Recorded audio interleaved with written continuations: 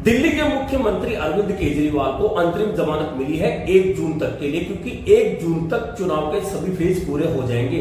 और जैसे ही अरविंद केजरीवाल जेल से बाहर आए हैं अंतरिम जमानत पर, उन्होंने लोकसभा चुनाव का नैरेटिव बदलने की तैयारी कर दी है और उन्होंने जिस तरह के हमले भाजपा पर बोले हैं वे बातें बोली है जो अब तक विपक्षी दल के कोई भी नेता उन बातों को नहीं बोल पा रहे थे। यानी कि अब जो बाकी बचे 4 फेज हैं उनमें भाजपा को अरविंद केजरीवाल की कड़ी चुनौती का सामना करना पड़ा है। दरअसल अरविंद केजरीवाल ने वो सवाल उठाए हैं और ये सवाल उठाए कि अब तक भाजपा पूछती थी कि इंडिया गठबंधन का प्रधानमंत्री कौन होगा, तो केजरीवाल ने सवाल उठा दिया है कि भाजपा का कौन प्रधानमंत्री होगा, क्योंकि खुद नरेंद्र मोदी ने सेट किया था 2014 में कि 75 साल पर रिटायरमेंट की उम्र होगी और सितंबर में खुद मोदी ही रिटायर की उम्र पर होंगे। तो क्या मोदी खुद के लिए वोट नहीं मांग रहे, वे किसे प्रधानमंत्री बनाएंगे?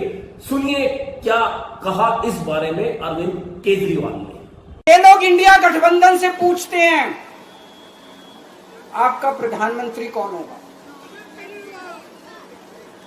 मैं बीजेपी से पूछता हूं आपका प्रधानमंत्री कौन होगा।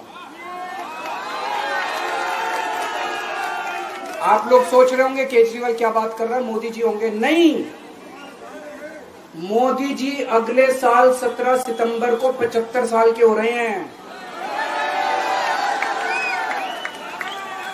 बीजेपी के अंदर मोदी जी ने 2014 में मोदी जी ने खुद ने रूल बनाया था कि बीजेपी के अंदर जो भी 75 साल का होगा उसको रिटायर कर दिया जाएगा। सबसे पहले आडवाणी जी को रिटायर किया गया, उसके बाद मुरली मनोहर जोशी जी को रिटायर किया गया, फिर सुमित्रा महाजन को रिटायर किया गया, फिर यशवंत सिन्हा को रिटायर किया गया। अब मोदी जी अगले साल 17 सितंबर को रिटायर होने वाले हैं। तो मैं बीजेपी से पूछना चाहता हूं आपका प्रधानमंत्री का दावेदार कौन है? इतना ही नहीं, अरविंद केजरीवाल ने बहुत स्पष्ट रूप से कहा कि जो व्यक्ति अरविंद केजरीवाल को जेल में डाल सकता है, तो ये मान लीजिए ये दिखाने के लिए डाला गया है कि वह किसी को भी जेल में डाल सकते हैं। बहुत जल्दी सबसे पहला नंबर यदि इनकी सरकार बनी तो ममता बनर्जी का आएगा, उसके बाद में उद्धव ठाकरे सहित स्टालिन और तमाम नेताओं का नाम लेते हुए अरविंद केजरीवाल ने कहा कि यदि यह सरकार दोबारा आई तो देशवासियों को यह बात अच्छी तरह से सुन लेनी चाहिए, समझ लेनी चाहिए कि अब ना किसी पर केस होगा, ना किसी पर आरोप होंगे, चाहे जिसे जेल में डाला जाएगा, क्योंकि अरविंद केजरीवाल को जेल में डालकर यह बात इन्होंने साबित कर दी है। सुनिए इस बारे में क्या कहा अरविंद केजरीवाल ने। केजरीवाल को क्यों गिरफ्तार किया? केजरीवाल को गिरफ्तार करके उन्होंने एक मैसेज दिया है सारे देश को कि अगर मैं केजरीवाल को गिरफ्तार कर सकता हूं तो किसी को भी गिरफ्तार कर सकता हूं। कोई केस नहीं होगा, कोई मामला नहीं होगा, तब भी मैं तुमको गिरफ्तार कर सकता हूं। एक बेहद खतरनाक मिशन चालू किया हुआ है प्रधानमंत्री जी ने, बहुत ही खतरनाक। देशवासियों को यह समझने की, अब जब मैं बोलने जा रहा हूं, समझने की जरूरत है।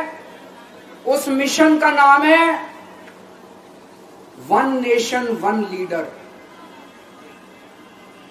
देश के सारे नेताओं को खत्म करना चाहते हैं मोदी जी, और इसको 2 स्तर के ऊपर इस मिशन को चला रहे हैं।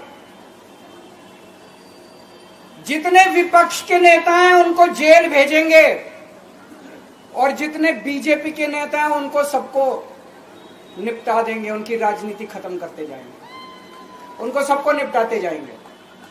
विपक्ष के अंदर आज इन्होंने मनीष सिसोदिया को जेल भेज दिया, संजय सिंह को जेल भेज दिया, सत्येंद्र जैन को जेल भेज दिया, केजरीवाल को जेल भेज दिया, हेमंत सोरेन को जेल भेज दिया, ममता दीदी के कई मंत्रियों को जेल भेज दिया, स्टालिन के कई मंत्रियों को जेल भेज दिया, केरला के सीएम के पीछे पड़े हैं।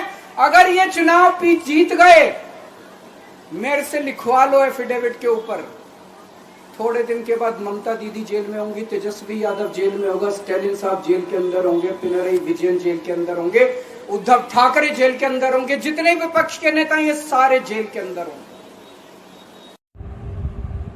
अब तक सिर्फ यह चर्चाओं में था कि प्रधानमंत्री नरेंद्र मोदी और गृह मंत्री अमित शाह उत्तर प्रदेश के मुख्यमंत्री योगी आदित्यनाथ को नहीं चाहते, उन्हें पद पर बिल्कुल भी नहीं देखना चाहते। अब अरविंद केजरीवाल ने यह बात पब्लिक डोमेन में बोल दी है।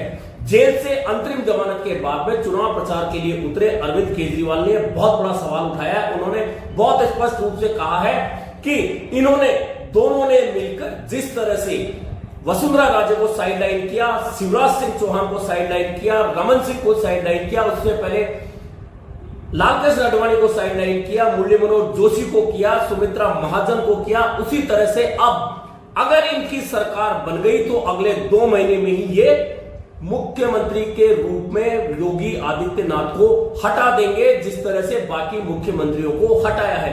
कुल मिलाकर अरविंद केजरीवाल ने अंतरिम जमानत मिलने के पहले दिन जब चुनाव प्रचार में जिस तरह का नैरेटिव सेट करा, वो बातें सामने लाए हैं जो अब तक इस चुनाव में नदारद थी। कुल मिलाकर अब हमलावर होंगे केजरीवाल, क्योंकि जेल में उन्हें डाला गया जो अभी तक उन पर आरोप साबित नहीं हुए, जैसा कि वे कहते हैं और स्पष्ट कह रहे हैं कि अब यदि इनकी सरकार आई, ये देशवासियों को समझना होगा, किसी पर कोई मुकदमा नहीं, किसी पर कोई आरोप नहीं, किसी को भी ये जेल में डाल देंगे। कुल मिलाकर अब अरविंद केजरीवाल का यह आक्रामक रूप भाजपा की कितनी परेशानियां बढ़ाता है, यह देखना काफी महत्वपूर्ण होने वाला है। बीजेपी का एक नेता नहीं छोड़ा।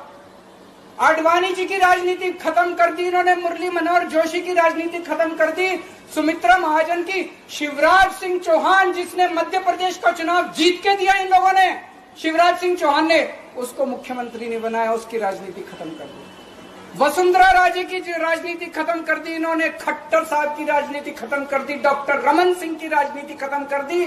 अब अगला किसका नंबर है?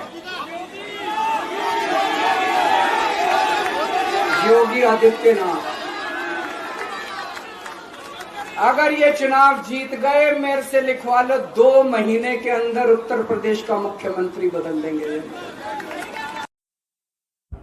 तो सुना आपने किस तरह से अंतरिम जमानत पर बाहर आए अरविंद केजरीवाल ने एक के बाद एक सवाल उठाकर भाजपा पर हमला बोला है, और हमलों का जवाब देना भाजपा के लिए कोई आसान काम नहीं है, क्योंकि अब तक जो काम विपक्ष के तमाम नेता नहीं कर पा रहे थे, अरविंद केजरीवाल ने अपनी पहली चुनावी यात्रा में यह शुरू कर दिया है। और जिस तरह से अब 4 दौर बाकी बचे हैं, उसमें और हमलावर जब केजरीवाल होंगे तो देखना यह होगा कि भाजपा किस तरह से इन हमलों का जवाब देगी या फिर इन हमलों को सहन करते हुए चुनाव में आगे बढ़ेगी। आज के लिए इतना ही, फिर मिलेंगे नए मुद्दे पर चर्चा के साथ।